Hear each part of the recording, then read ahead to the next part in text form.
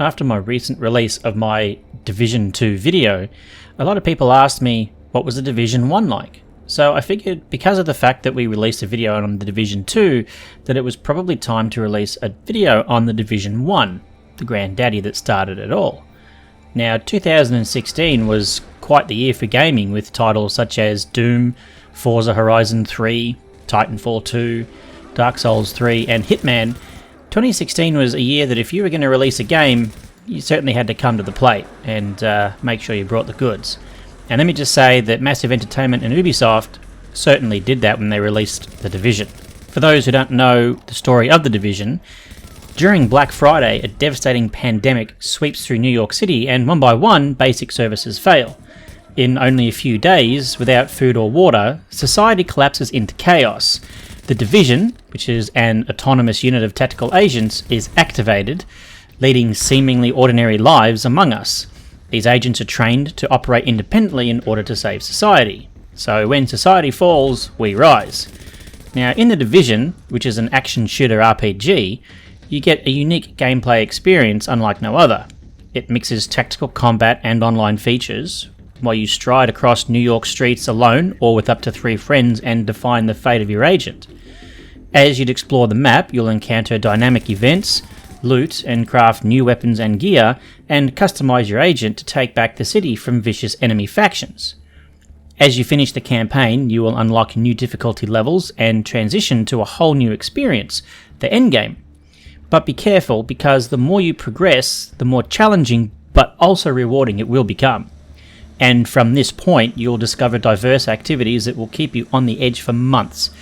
Build your team of up to 4 agents and discover a brand new way of playing through different modes such as Incursions, the Underground, Survival, the Dark Zone, and many others. So really it's up to you to take back New York City. So let's take a minute to talk about Incursions. Incursions are a type of mission in The Division, exclusive to the endgame, and can only be available after the agent completes the General Assembly mission and reaches level 30. Incursions take place after the events of the main story, after the main enemy factions were splintered and weakened by the efforts of the Joint Task Force and the Strategic Homeland Division. They are considered amongst the most difficult player-verse environment, or PvE, content in the game, similar in difficulty and impact to endgame raids in other games, and likewise in The Division 2. Incursions can be completed at different difficulty levels for top-level rewards, including high-end, guaranteed exotic and gear set pieces of gear, as well as exclusive cosmetics to each encounter and difficulty level. Since update 1.4, they can be completed repeatedly instead of once a week for rewards, and specific incursions will now guarantee rewards for specific gear slots. Previously, each incursion guaranteed rewards from a specific gear set. In the incursion Falcon Lost, a Joint Task Force squad has uncovered a splinter of the Last Man Battalion inside a water treatment plant, armed with a fully functional Armoured Personnel Carrier, or APC.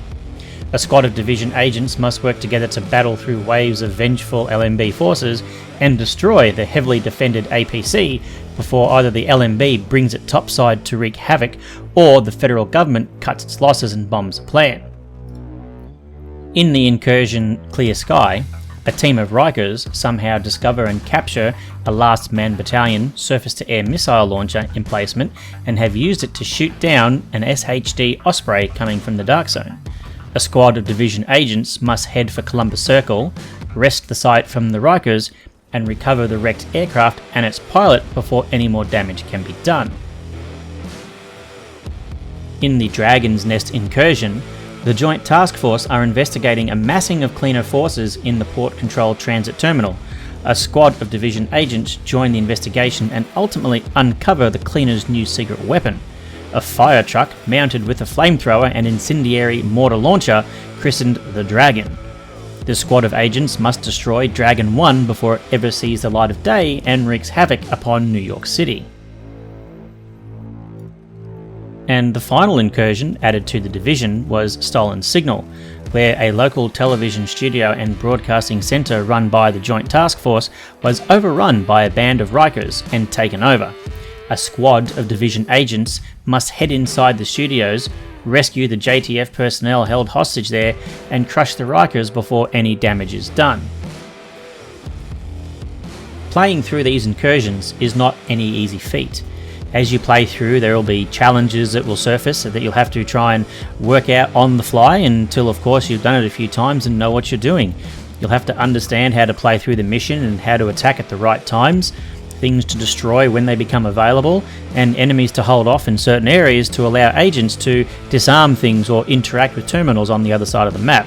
So playing through the incursions is not as simple as some of the main missions you might face, as you really do need to think about what you're doing, communicate with your team, and make sure that you've got all of your skills handy and ready, because if you need to heal, believe me, you don't want to go down during an incursion. It makes it very uncomfortable for the rest of your team and can quite often lead in a wipe. So make sure you're paying attention to what you're doing.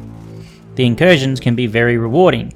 As the difficulty scales and the enemies get harder, by completing the incursions, at the end you really do get a sense of accomplishment for defeating them. Something that you wouldn't necessarily feel during any of the missions, but they really do a really good job in the incursion of making it feel like, if I get through this, I'm going to be rewarded. And you do. Some of the items that can only be achieved in the incursions, once they drop and you see that beautiful colour over there, well, then you know that it was all worth it. The Underground was the first paid content expansion added to Tom Clancy's The Division, which was introduced in patch 1.3. With a player versus environment focus, Division agents are recruited to explore the sprawling network of tunnels underneath Manhattan in what amounts to randomized, procedurally generated dungeons. Players can set multiple different modifiers on an underground operation to make the run more difficult, but net them greater rewards as a result.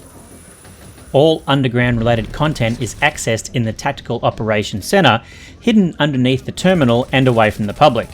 The underground operation can be set up at the operations panel. Here the player can configure the operation for them to take. First, the player can set the difficulty level of the operation in the form of either normal, hard, challenging or heroic.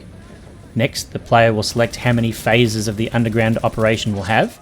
The phases are basically a mission put together into one operation. Having more than one phase will increase the player rewards.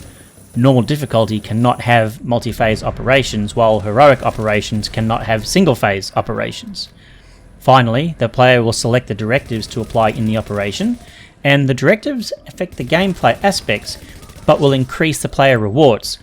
Up to 5 directives can be applied in an operation, and directives require directive intel, which can be obtained from underground daily missions and named enemy drops. Each time an operation is selected, the layout and objective of the underground changes, resulting in a new mission each time. In each mission, the final wave of enemies will feature a named enemy boss. Surgical Strike is where you need to eliminate high-value targets and 2 of their lieutenants. Critical Infrastructure, where you need to protect 3 power generators from hostile forces. With each generator, enemy waves will increase, and at the final generator, players must hold the area until JTF forces arrive and clear the area. Missing Patrol, you need to locate and assist JTF patrols from hostiles. The third patrol the player finds requires the player to protect the officer in charge. Recovering the report entails you finding and recovering a JTF officer carrying an intel report, where you must eliminate 2 groups of hostiles and locate GPS data to find the officer. Upon entering the third area and clearing it, a key will drop and the player can free the JTF officer. Afterwards, a final 3 waves of enemies will assault the player's position. The JTF officer can be killed in this section without operation failure, and the report can be picked up from his body after the fight. In Supply Depot, you'll have to destroy 3 supply crates controlled by hostiles. Upon reaching the room with the supply crate, players will have 4 minutes, 3 minutes, and 2 minutes to destroy the first, second, and third crates respectively. In Target of Opportunity, you'll eliminate a high-value target, where players will have 20 minutes to reach the final area and engage the boss. The operation will fail if the player runs out of time. And of course, there are possible hunter encounters. At any time during any underground operation, hunters have a chance of appearing. These encounters are similar to the encounters in other game modes. Rewarding for killing them is 4 items. Now, please take note that all hunters must be killed for that reward to be dropped. The hunters, which can be confirmed as rogue agents, are what they are thusly known in the Division 2, as they were so popular when they came out in the Division 1. There are many hazards in the underground that the player will come across. These range from simple puzzles and traps, for example a loose electrical wire that will shock the player if they come in contact, a gas pipe blowing out fire, or rigged rooms with alarm zones or steam-filled rooms as booby traps which have been set up by the enemies, such as IEDs and blinder traps. So looking out for gas pipes and electric currents, steam-filled rooms, alarm zones, jamming devices, IEDs and blinder traps are all part of the hazards that you'll encounter when you're in the underground. Now, not that these are necessarily too hard to find or too tricky to defeat, but keep in mind, by not looking out for these traps can mean the difference between you actually succeeding or failing a mission. Survival is the second paid content expansion of the Division, which was added into the game with patch 1.5, and it provides a new game mode of the same name that offers both PvE and PvP action. Now, taking a page from other survival simulation games like DayZ, Survival sees the player stranded in the middle of Manhattan during a terrible snowstorm after their helicopter crashes, with no gear or supplies to their name except a pistol, no comms, and an infection in their system, being sepsis, that threatens to kill them within the hour. Now, despite this, they must still complete their mission to enter the Dark Zone, recover a set of experimental antivirals, and extract via helicopter. Up to 24 agents will have to scavenge for supplies, warm clothes and equipment as they do battle against the cold, the disease, thirst, hunger, roaming enemy NPCs, and, in the PvP mode, potentially other agents. Even extracting from the Dark Zone safely is not a guarantee, as someone is out there on the hunt.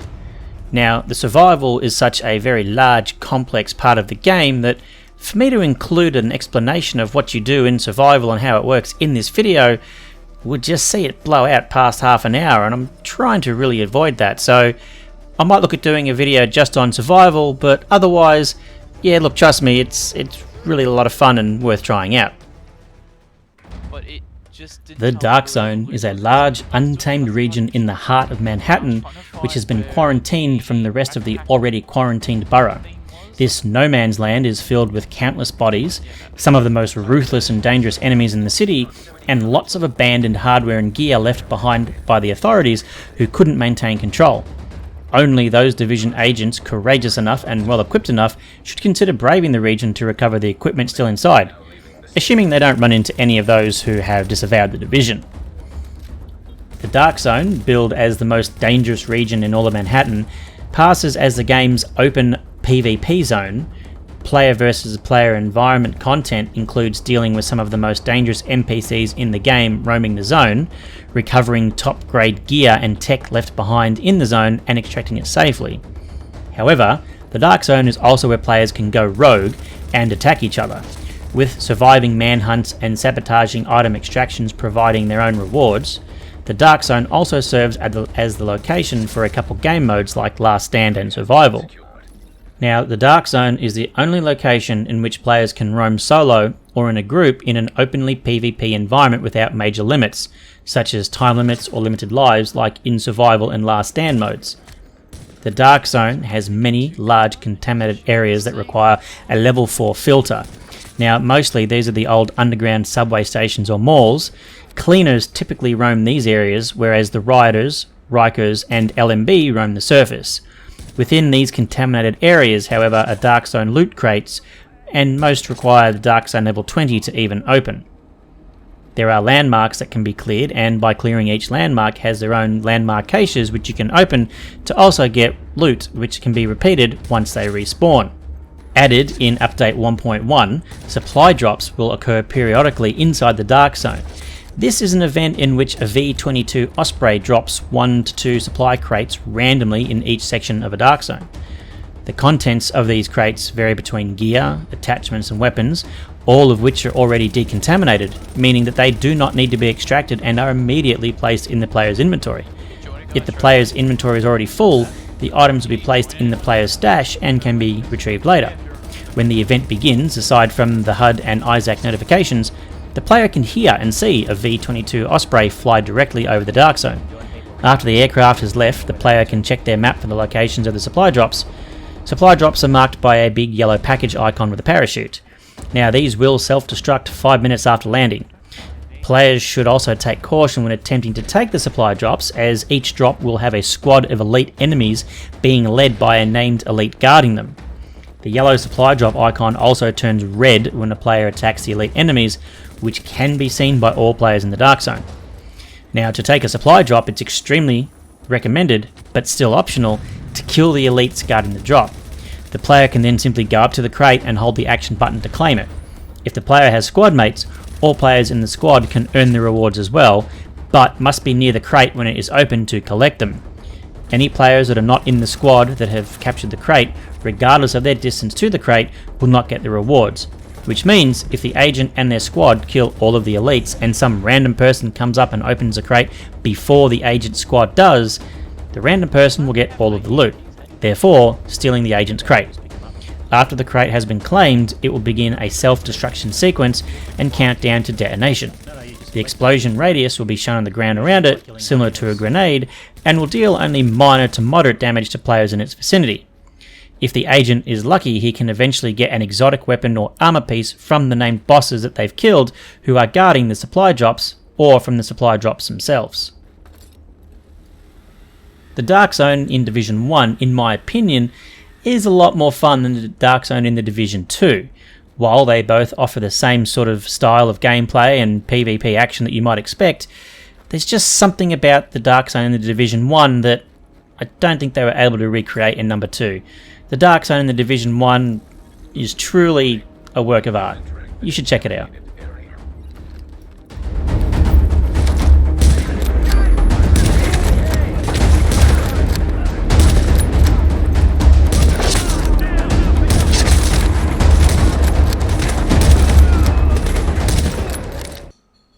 So, if you haven't already stopped this video and rushed out to buy the game and are already downloading, let's go through whether you should or shouldn't try Tom Clancy's The Division.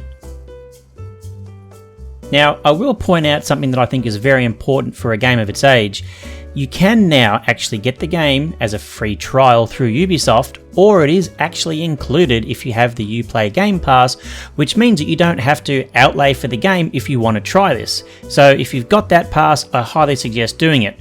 The only reason I say that is currently the game is still $44.95 Australian dollars on Steam, which for a game that was once a AAA title, I guess I can understand. However, when you look at some of the player results at the moment in the charts, I really don't think so.